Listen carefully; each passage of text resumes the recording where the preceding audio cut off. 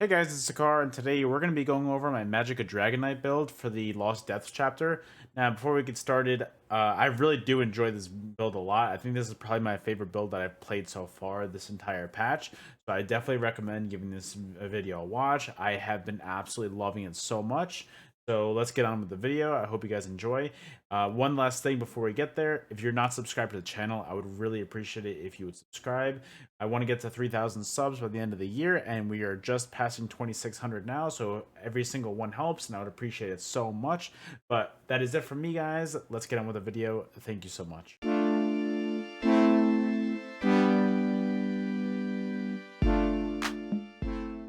Alright guys, let's get started. I'm standing in front of the lava, so that's how you know that this is going to be a good video. This is probably my favorite DK that I've played so far in a long time. So guys, this is good. Trust me, you're going to want to be here for this.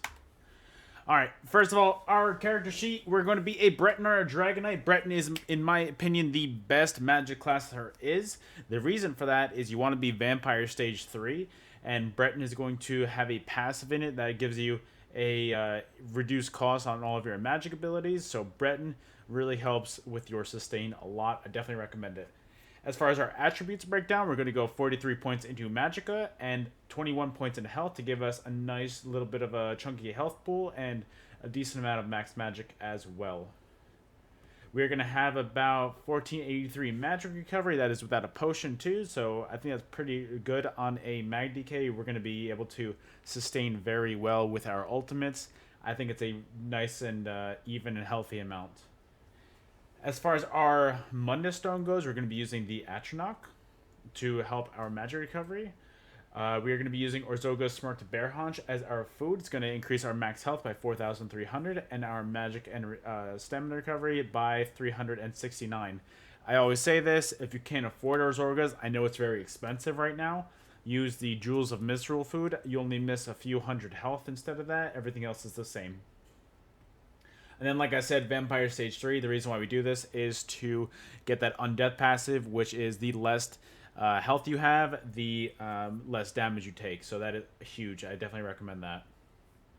As far as our gear goes, our monster set is going to be Bloodspawn. This is going to give you a line of stamina recovery, and the two piece is going to be when you take damage, you have a 6% chance to generate 13 ultimate, and also increase your physical and spell resistance by 3,700 for 5 seconds.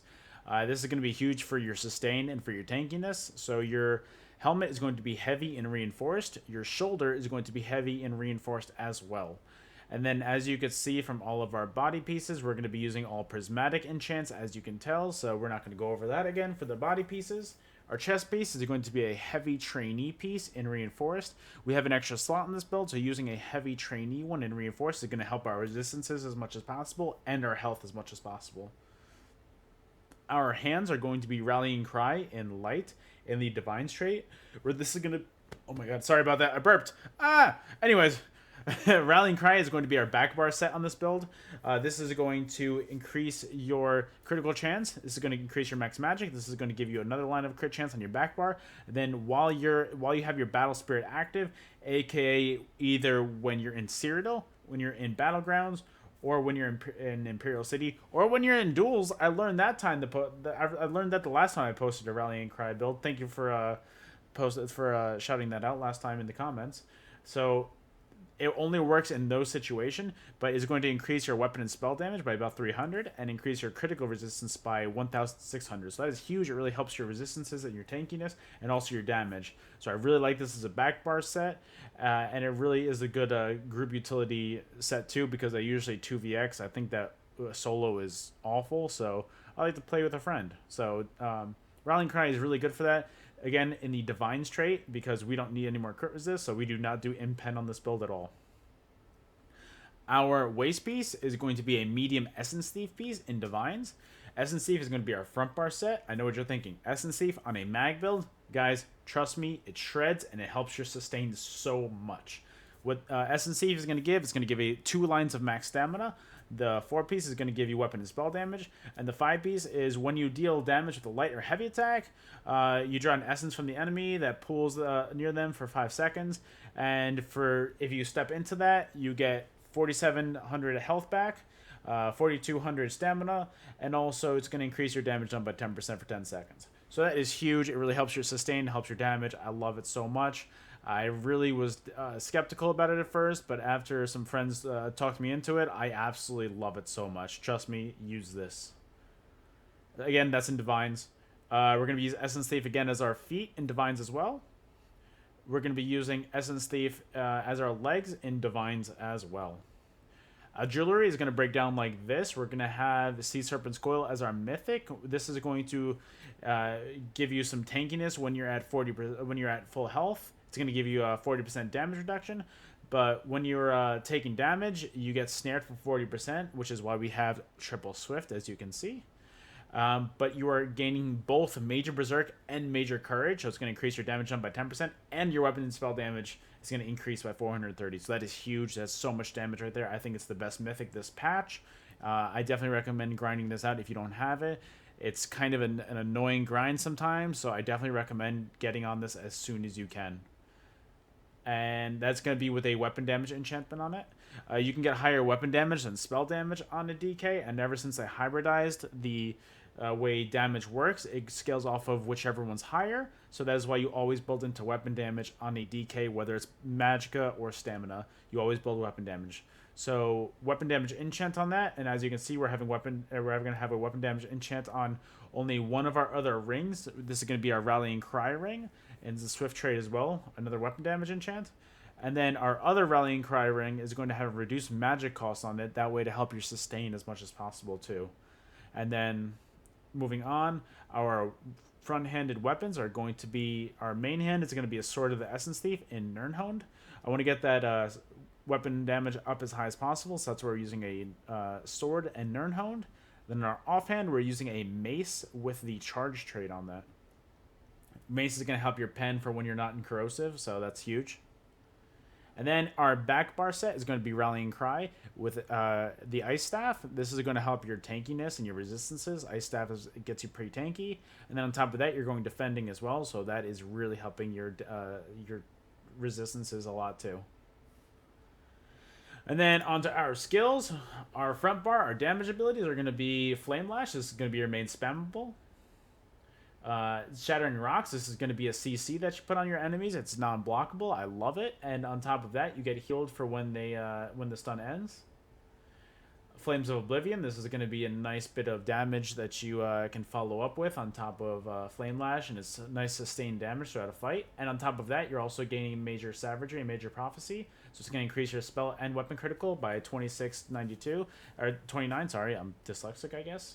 And this is going to help your Rallying Cry proc whenever you're back on your front bar. Anyways, Burning Talons is going to help keep your enemies in place. It's going to help you control the fight, and also puts a decent dot on them. And also, it gives a little bit of upfront damage too. So, weaving Talons and trying to get your enemy to roll dodge, and then hitting Shattering Rocks, you're basically taking so much of their stamina. You're basically saying, yoink, that's my stamina now. Thank you for coming. And then you just finish that fight easy. And then Noxious Breath, we're using the Stamina Morph of this because the Stamina Morph, it gives you Major Breach on your enemies, which is going to reduce their physical and spell resistance by 6k, so you're going to be hitting a lot harder on them because of that. So definitely use Noxious. You have the sustain for it between Essence and then also just using your ultimate as often as possible. You're going to have the Stamina sustain for it, I promise. Ferocious Leap, this is going to be your front bar ultimate. It does a lot of damage. This is the most damage I've seen on a Magicka Leap in so long. I haven't used Magicka Leap in so long because I think it's been horrible, but with Essence and getting your damage up as high as possible, I've been hitting some really hard leaps. I definitely like it a lot. Back bar. Igneous Weapon. This is going to give you Major Brutality and Major Sorcery for well over a minute, so this is a buff that you really don't need to keep track of too often. So if you're bad at keeping your buffs up like me, use Igneous Weapon. This is a way to increase your damage. Race Against Time. This is a really good way to keep your snare removal up and also just keep you fast for when that Sea Serpent snares you. Definitely use your Race Against Time. It's definitely necessary on this build. Resolving Vigor. It says 16,000 as your tooltip right now, but it gets so much higher when you're fully buffed. So definitely use this. This is going to be your main heal to keep you your health up. Do not spam Coag Blood. you're gonna run out of magic if you keep on spamming this. But only use Coag Blood when you're starting to get to low health, from about, when you're about 60 to percent health or lower. Definitely start using that. Volatile Armor, this is going to be your source of major resolve. So this is going to increase your physical and spell resistance by 6k. And then on your back bar, your ultimate is Corrosive. We love Corrosive here. It's the best ultimate in the game, in my opinion. This is going to limit your incoming damage to 3%, so you are tanky.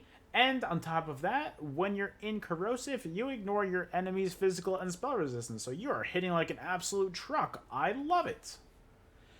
And finally, onto our champion points. Our blue slottables are going to be Mastered Arms, Ironclad, Deadly Aim, and Focus Mending.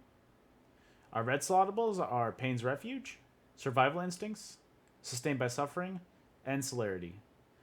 Our green slottables, the only important ones are Rationer and Liquid Efficiency, but also if you go into the green tree, Breakfall is very important as well. And that's it. Guys, I told you that standing in front of the lava was really going to show you how important this build was. So guys, I really hope you enjoyed. If you're not, I would highly appreciate it if you could subscribe to the channel. We're trying to get to 3K by the end of the year. We're closing in on that 2,600 mark, so we're making some really nice progress. I appreciate you guys so much. Also, liking the video really helps me as well. Puts me in the algorithm and really helps me out so much. I can't even stress that enough. So guys, I really hope you enjoyed the build. If you want to see this build live in action, you can catch me live at twitch.tv/Sekaar, where I stream 5 days a week. So come by, say hi, say that you're from YouTube, say that you found me there. But that's about it from me, guys. I can talk all day, but I am done now. I hope you guys have a great rest of your day, night, whatever time it is for you. And I will see you guys on the next video. Later.